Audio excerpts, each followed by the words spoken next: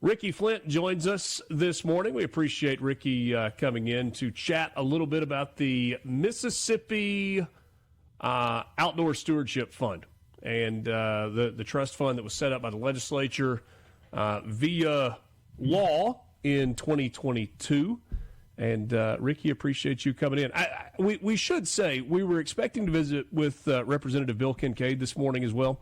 He represents District 52. I think some of his property was affected by some of the storm damage from through the weekend. And so to Bill and all of the others who were affected by those storms this weekend, we offer our condolences for those who lost life and just absolutely thinking about everybody who was affected by those storms. Good morning, Ricky. Good morning.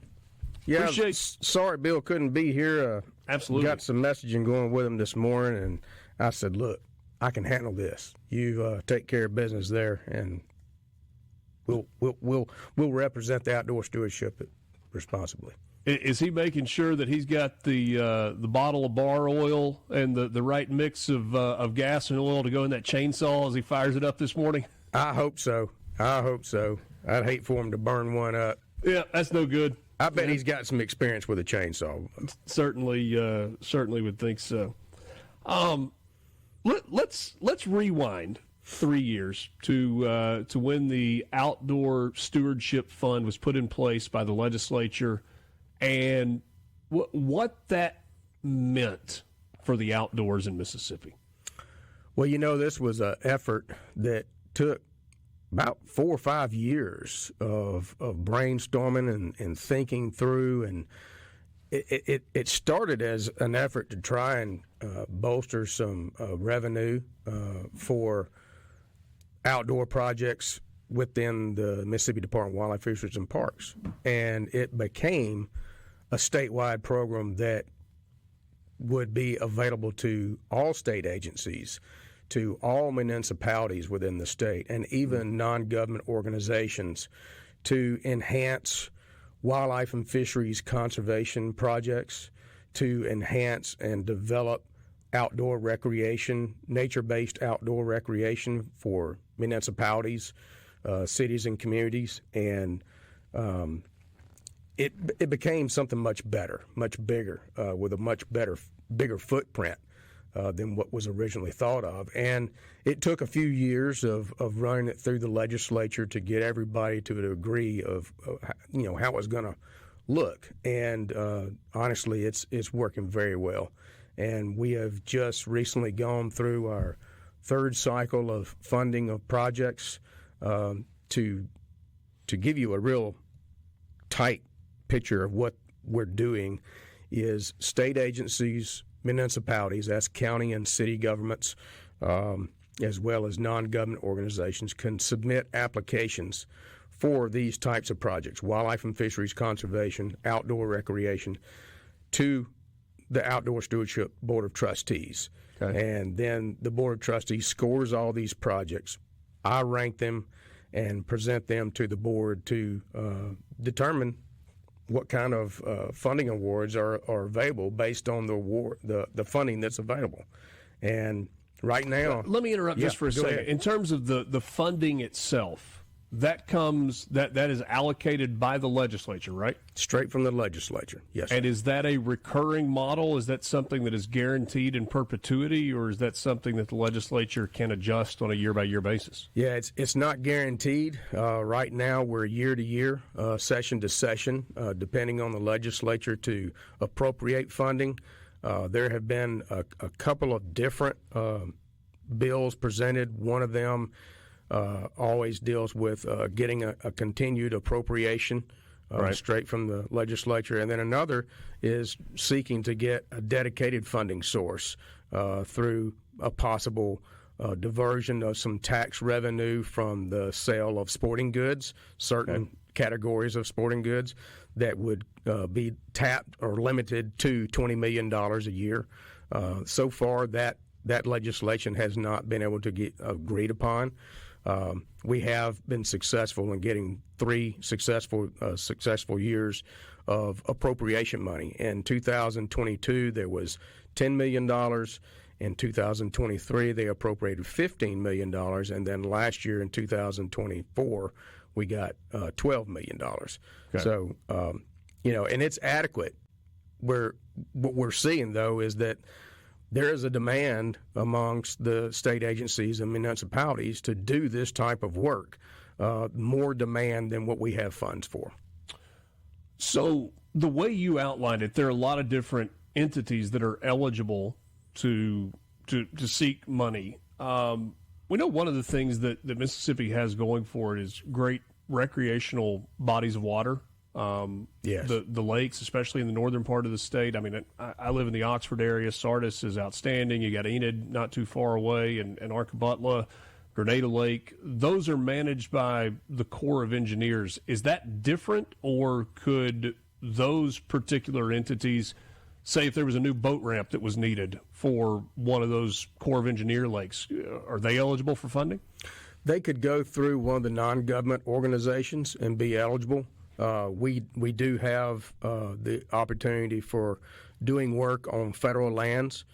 In fact, any type of public land that a project can bolster, enhance access, or increase conservation work on those public lands, we can do that. We have some emphasis and priority on public waterways. So we're hopeful, and we're doing a number of projects that already do that, providing boating access to a number of rivers and lakes, reservoirs, and things like that. So the most recent allocations were just released, right? Wasn't it last week or so, or the last little bit that we have seen the most recent projects that are going to be funded? Yeah, we just announced with our last board meeting in February 28 conservation projects that were awarded by the Board of Trustees. It's $13.4 million of state funds. Okay. That is being added with $25.3 million of outside funds, such as federal matches, some state matches, in-kind, and things like that, to combine with a total of $38.7 million worth of projects. So we've turned $13.4 million of state funds into $38.7 million worth. All right, and it's going on all across the state. That is certainly significant. I'm curious with the way this is set up, because I hear trust and it makes me think, okay, maybe there's some different rules. Is there a mandate for the stewardship fund to spend all of the money that is allocated in a given year, or is there thought to using this money to create some sort of an endowment that gives the stewardship trust fund the ability to do these programs in perpetuity, even if ongoing funding doesn't exist from the legislature? I think as of right now, the board is centered on, with the demand that's out there, the number of projects and the quality of them, we're trying to utilize every dollar we can as every year goes through, because there's so many good projects out there. We're just trying to get those done. Very good. Very good. We're going to continue our conversation with Ricky Flynt. He's the project manager and the executive director of the Mississippi Outdoor Stewardship Fund Trust. We'll talk about what some of these specific projects are that are being funded this year. To my buddy Ryan, who has a little man with a birthday this morning. Max, happy birthday. Know you have been celebrating this weekend, and hope you have a wonderful day on this St. Patrick's Day.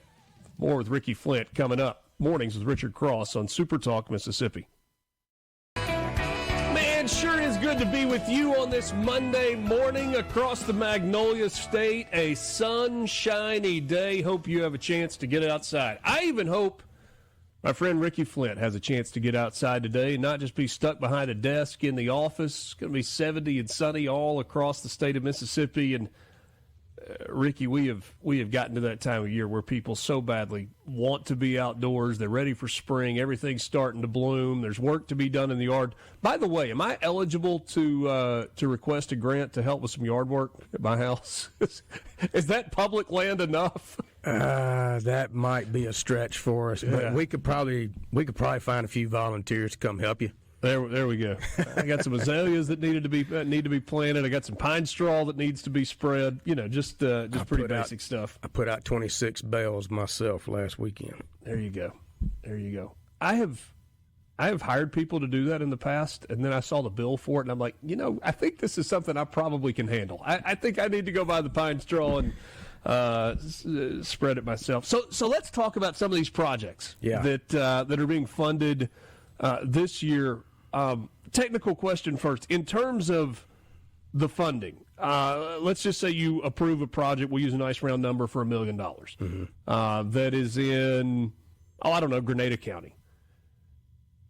How quickly are those funds dispersed, and how quickly does the project itself actually begin? Good question. So we operate as a reimbursement program. The entity must have the wherewithal to be able to handle those expenses.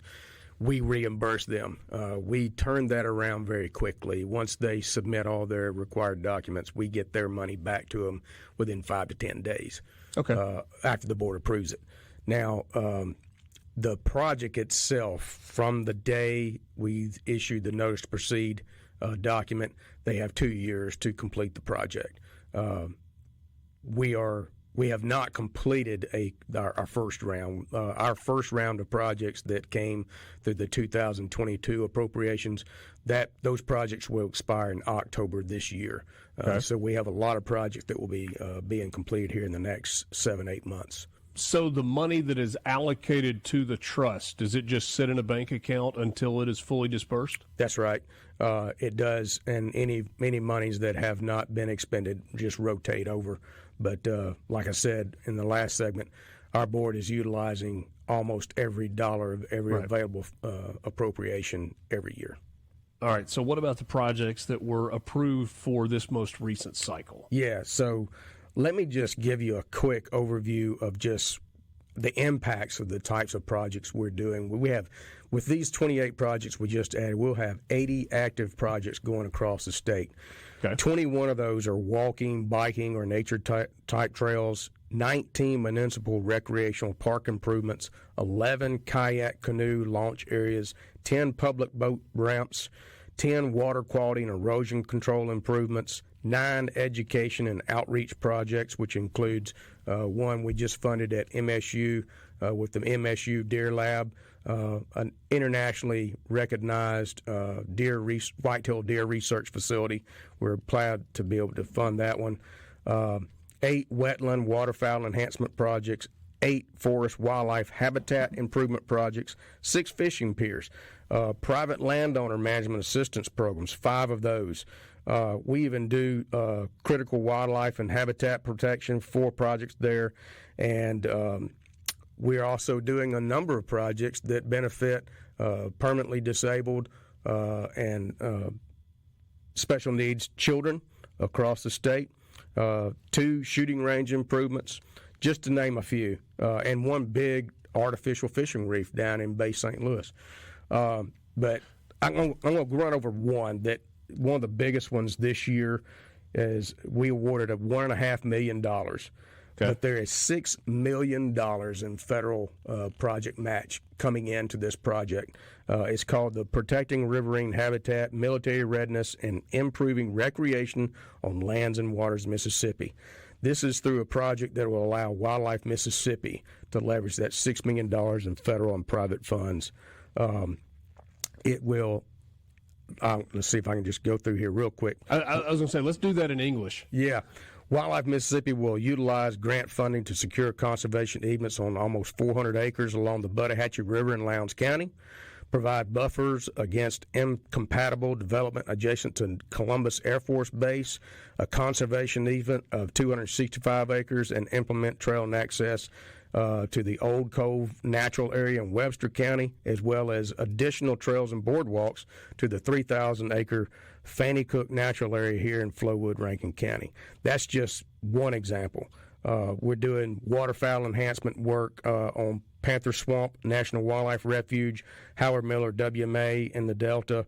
We're working to reconstruct and enhance those water control structures and habitats on those areas.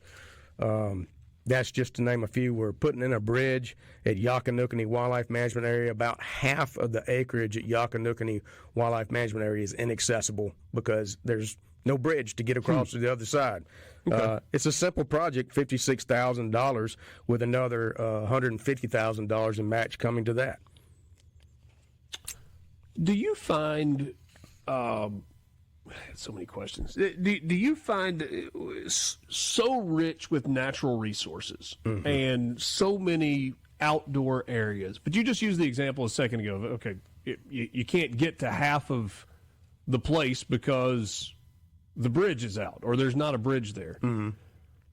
Do you find that a lot of our parks, public lands are in disrepair because they simply don't have the funds they need to maintain? I mean, you talk to a private landowner, and they'll be quick to tell you it's one thing to own land, it's another to have the ability to maintain the land. I mean, absolutely. Like, owning the land is just the beginning. I know state and federal resources are, struggling, and it's nice to have a fund like this that an entity, an agency can say, we've got this one particular need that is a priority to our mission, and we don't have the resources to do it completely. But if we could get some assistance, we can apply federal monies that will match and be appropriate to this to be able to get it done. That without this source of funding through the state, it never gets done. Yeah. And so that's what's occurring in a lot of these areas. We have I'm trying to think of there's a Arboretum Trail that we are funding this year that, they have private entity resources. They're very limited, but because they have this non-government organization that can get together and organize something for a grant like this and pull together some additional resources, we're able to get it done. What percentage of the requests is the Mississippi Outdoor Stewardship Trust Fund able to fulfill? It's about 30%. Okay. Are many of those fulfilled in full? I mean, like if I come to you with a project that's asking for $100,000, is there a chance that you're going to say, hey, we don't have $100,000 to throw at this, but we're willing to allocate $30,000 if you can come up with the other 70? So far, what we've done is 100% funding of the ask, because it becomes a problem, particularly with matching funds, that if they may have presented a project for a federal match, and if they can't get 100% funding for it, then it messes up their match. So far, what we've done is 100% funding for those projects. And our projects have ranged anywhere from just $8,700 to complete a project for our input to $2.6 million. So it's a wide range of projects. But, the outdoor recreation industry is about $8 billion to the state of Mississippi in revenue. That's very important. It creates almost 80,000 jobs in the state. This is not something that is just recreation. It is revenue for the state. It is important to many communities. It's important to individuals. Not everybody is a hunter or a fisherman, but nearly everybody utilizes some type of outdoor recreation in part of their life, if not weekly, monthly, but annually. And it's very important to them. And if you find out that you take those types of resources and opportunities away from them, it's very detrimental to their life. Yeah. And it is important, and we hope that this funding will continue. You got time to hang just for a couple more minutes? Sure. I want to talk to you about not so much collaboration with neighboring states, but sharing ideas. There's some interesting things that are happening specifically in Arkansas. The governor's husband, the first gentleman of Arkansas, has been involved in some outdoor stuff. Now, there also is a thing in Arkansas called the Walton family. Yeah. That is doing some pretty significant funding of making sure that their outdoors in that state are sustainable. Let's talk a little bit more about that when we come back. Ricky Flynt, project manager, supervisor, executive director of the Mississippi Outdoor Stewardship Trust Fund, Joining us on Mornings with Richard Cross on SuperTalk Mississippi. Quick timeout. We are back with you right after this. Visiting with Ricky Flynt, talking Mississippi Outdoor Stewardship Trust Fund this morning. The recent allocations of a bunch of projects. Ricky outlined some of those just a couple of minutes ago. Let me give you a question that came in on the C Spire text line, 601-879-4395. Brian and JS said, I'm all for public lands projects, but is there anything available for private landowners? It's a good question. So there is availability for these funds to be used on private lands. The catch is there has to be a proven public benefit. Okay. I'll give you an example. Some of our projects that are doing that.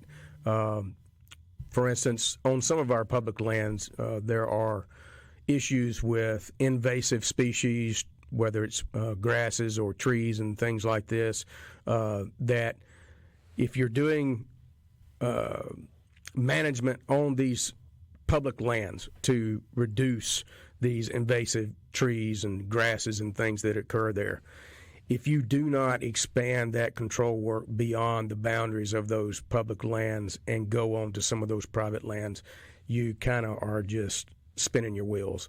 And so there is an opportunity, for example, to do that type of work on public land and then extend it some distance away on the private lands that surround those public lands and be able to do a benefit not only to the private landowner who gets a benefit from that, some assistance, but it improves the ability to manage that problem on the public land as well. No different than the idea of if you spray for mosquitoes in your yard, but none of your neighbors spray for mosquitoes, the spray that you did, it's just like, well, I'm not going to use that example. You got it. It doesn't really have much of an effect. You got it. Okay. Yep, that's a good example. Makes sense. So if allocations for private land, if they serve the greater good of public land that is adjacent, right, is the best way to describe it. That's probably the best example. We've got phone calls, hey, I want to put in a duck hole on my property. Yeah, me too. Yeah, it benefits ducks to some degree, but our funding is not going to be something. Sure, you're not going to be able to justify that as a public benefit. When you're working in projects and grant allocation, I'm curious about best practices and the way you look at neighboring states. Mississippi, we know, is a unique state, but some of the surrounding states share characteristics. They share a love for the outdoors in terms of the type of people. In some cases, they share similar topography or recreational opportunities. I mentioned Arkansas specifically. How much collaborating are you doing with leadership in neighboring states and looking at the way that maybe they are sustaining their great outdoors properties, public lands, et cetera, to make sure that we're doing this the best way we can in Mississippi? It is absolutely critical.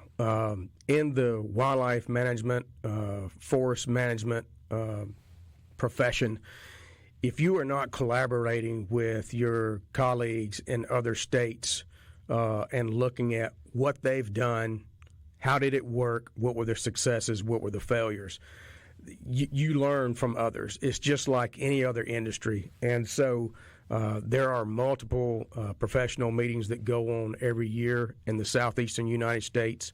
In fact, the Mississippi Department of Wildlife, Fisheries, and Parks will be hosting the Southeastern Association of Fish and Wildlife Agencies meeting this October down in Biloxi. And so there will be professionals, in the wildlife, forestry industry, collaborating all at one place to share that information. And it's, peer-reviewed scientific work. And so, yes, for us to go and get that knowledge from other states and see what they're doing, other government organizations and non-government organizations. It's not just government-type stuff. Is there anything specific that you've seen in, Arkansas, Louisiana, Alabama, Tennessee, where there was a program in place or a specific thing that they were doing, and you're like, you know what, that really would work here. Let's try and get that done? I can't think of any specifically, but I do know that, in different... Or vice versa. Yeah. That's right. So it can show you the successes. It can also show you, cases where the scientific community believed that this is something that you did to benefit this. And research was done, and they said, you know what? It really wasn't a significant benefit. And we found that if you do this, it is significant. And so that's the benefit of scientific research. A lot of people kind of turn their nose to research. They think that's a waste of money, but it really is not. It can allow you to go in there and prove that providing funding to this type of activity is a waste, or providing this type of funding brings about a huge benefit, and it really does do what you want it to do. Final thing, we only got like 20 seconds to the break. Are you concerned when you hear about tax reform and reduced revenue in the state about sustainability for this stewardship trust fund? I think tax reform is affecting everything in this state. It doesn't matter what it is. And we know that the heads have got to get together and come to an agreement so that everybody can figure out what we're going to do. Thanks, Ricky. Thank you.